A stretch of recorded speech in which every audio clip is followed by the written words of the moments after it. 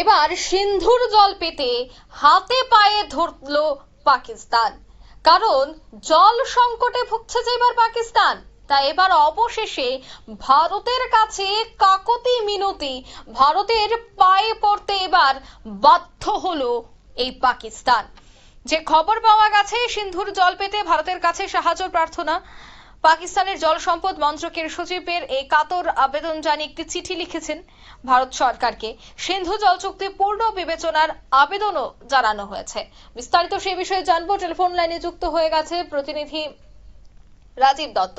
রাজীব, একদিকে ভারত এবং পাকিস্তানের মধ্যে যে সমস্ত চুক্তি বা সম্পর্ক ছিল সবটাই ছিন্ন হয়ে গেছে, এবং সিন্ধু চুক্তি পাকিস্তানের জন্য খুবই গুরুত্বপূর্ণ ছিল, যা বিশ্ব ব্যাংকের সামনে বসেই সেই চুক্তি স্বাক্ষর হয়েছিল। কিন্তু যখন ভারত সরকার সেই চুক্তি থেকে সরে এসেছে, তারপর দেখা গেল যে রীতিমতো এবার জলের জন্য হাহাকার করতে হচ্ছে পাকিস্তানকে। সেখানে জল এখন নেই, তাই তারা বাধ্য হয়ে আবারও ভারতের পায়ে পড়তে হলো। কি জানতে পারছো এখনো পর্যন্ত, কি জানাচ্ছে এই বিষয়টায় ভারত সরকার?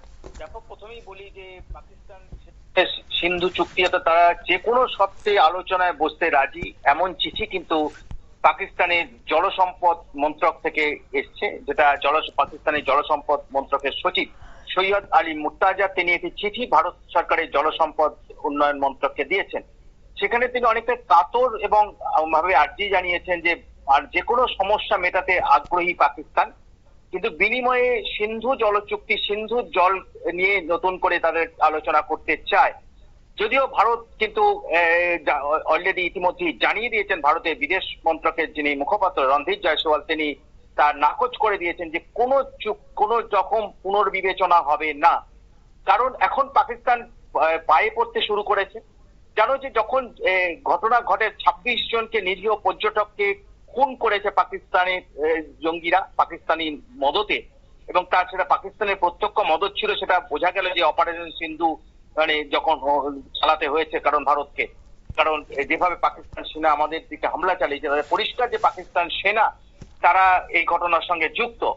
তারপরে কিন্তু যখন এই ২৬ জন খুন করা হয়, তারপরে ভারত সরকার তরফ থেকে যে ৫টি কড়া পদক্ষেপ নেওয়া হয়েছিল, তার মধ্যে অন্যতম হচ্ছে এই সিন্ধু জল চুক্তি বাতিল।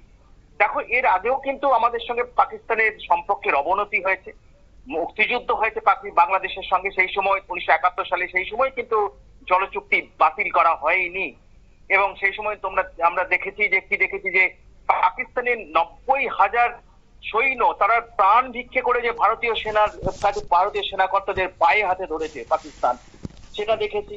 ১৯৯৯ সালে দেখেছি কার্গিল যুদ্ধের সময় যেভাবে তারা রিটালিয়েট পেয়েছে, তারা ক্ষমা চেয়েছে, এবং তারপরেও কিন্তু তখনও কিন্তু ভারত সরকার কোনো ব্যবস্থা নেয়নি, জলচুক্তি বাতিল করেনি।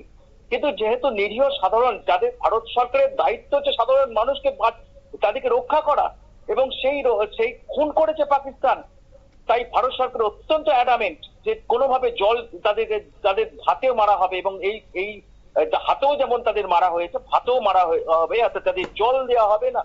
এবং সেই কারণেই কিন্তু জল চুক্তি বাতিল হয়েছে। কিন্তু জল না পেলে বুঝতে পারছি যে পাকিস্তানের চাষ থেকে আরম্ভ করে, বিদ্যুৎ থেকে আরম্ভ করে, পানীয় জল থেকে আরম্ভ করে সবকিছু কিন্তু এই সিন্ধুর জলের উপর নির্ভর করে। সিন্ধুর যে ৬টি বাঁধ আছে, এবং সেখানে ইতিমধ্যেই বাঁধগুলো জানো যে সেগুলো জল বন্ধ করে দেওয়া হয়েছে, এবং কয়েকদিন আগে কিন্তু বন্যা হয়েছিল, সেই জল অতিরিক্ত জল ছেড়ে দেওয়া হয়েছিল, কিন্তু এখন আবার শুকিয়ে গিয়েছে।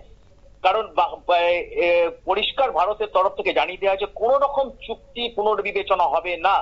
কারণ যেভাবে পাকিস্তান সাধারণ মানুষকে টার্গেট করেছে, সাধারণ এত বড় খুন, মানে ২৬ জন নিরীহ পর্যটককে খুন, ইতিহাসে কখনো কাশ্মীরে এটা হয়নি, যারা সারা ভারতবর্ষের প্রায় প্রতিটি রাজ্যের নাগরিক আছে যারা খুন করা হয়েছে, এবং তারা দেখেছে অনেকে প্রত্যক্ষদর্শী আছে, প্রত্যেকটা রাজ্যের মানুষ তারা ওই জায়গায় গিয়েছিলেন, যে কেউ কারো স্বজন হারিয়েছেন সেখানে গিয়ে, কেউ ঘটনার প্রত্যক্ষদর্শী হয়ে কোন রকমের প্রাণ বাঁচিয়েছেন।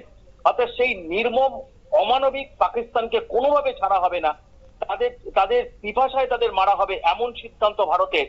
এবং ভারতের সিন্ধু জল চুক্তি নিয়ে কোনো তথ্য আদান প্রদান করা হবে না। যদি বেশি জল হয়, বন্যা হয়, সেই তথ্য কিন্তু জানানো হবে না, ভেসে যাবে পাকিস্তান। অর্থাৎ এই সিদ্ধান্তে কিন্তু অনড় ভারত। কারণ প্রধানমন্ত্রী আগেই বলে দিয়েছেন যে কোনো কথা, অন্য কোনো বিষয় নিয়ে পাকিস্তানের সঙ্গে কথা হবে না, দুটি বিষয় ছাড়া।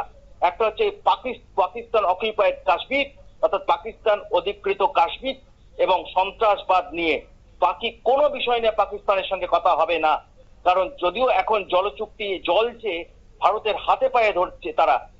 কয়েকদিন আগে জানো যে যখন জল চুক্তি স্থগিত করা হয়েছিল, পাকিস্তানের প্রধানমন্ত্রী, পাকিস্তানের প্রতিরক্ষা মন্ত্রী তারা পরমাণু বোমার হুমকি দিচ্ছে, ব্ল্যাকমেইল করছেন আমাদের। এবং পাকিস্তানের পিপলস পার্টির নেতা বিলাওয়াল ভুট্টো, যিনি প্রাক্তন প্রাক্তন বিদেশ মন্ত্রী ছিলেন, তিনি আবার মানে বলছেন হয় সিন্ধু দিয়ে জল বইবে না ভারতীয়দের রক্ত বইবে। তো সেই রকম একটা দেশকে কেন জল দেওয়া হবে? অর্থাৎ পাকিস্তানের এই প্রস্তাবকে সরাসরি নাকচ করে দিয়েছে ভারতের তরফ থেকে নাকচ করে দেওয়া হয়েছে যে কোনো জল চুক্তি নিয়ে কোনো রকম পুনর্বিবেচনা হবে না। তাতে এবং বিশ্বব্যাংক ইতিমধ্যেই জানো যে তারা হাত তুলে নিয়েছে, কারণ বিশ্বব্যাংক বলেছে যে এই চুক্তির সময় তারা ছিল, তাদের প্রতিনিধিরা উপস্থিত ছিলেন, এই নিয়ে বিশ্বব্যাংকের কিছু করার নেই। চুক্তিটা দু দেশের মধ্যে হয়েছিল, অর্থাৎ দু দেশের মধ্যে আলোচনা করে মেটাতে হবে, এতে বিশ্বব্যাংকের কোনো ভূমিকা নেই। আর এতেই কিন্তু পাকিস্তান আরো বিপদে পড়ে গিয়েছে, যার ফলে এখন কাকুতি মিনতি করছে, পায়ে হাতে ধরছে ভারতের যে জল দাও সিন্ধুর জল দাও। কিন্তু ভারত একদম পরিষ্কার বলে দিয়েছে এইরকম বর্বর অমানবিক দেশকে জল ভারত দেবে না, তাদের এই সিন্ধু চুক্তি নিয়ে পুনর্বিবেচনা তারা করবে না। অঙ্কিতা, একদমই ধন্যবাদ।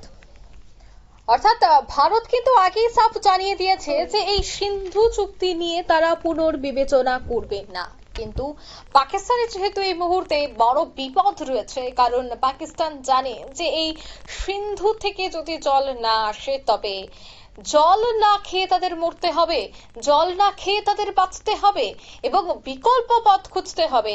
তাই এই বিষয়টাকে তারা আজ করতে পেরেই ভারত সরকারকে বারবার তারা আবেদন জানাচ্ছে, কিন্তু ভারত সরকার এই বিষয়টায় এখনো পর্যন্ত কিন্তু কোনো ধরনের উত্তর দেয়নি। নিয়ে নিচ্ছি ছোট্ট একটি বিজ্ঞাপন বিরতি, সঙ্গে থাকুন।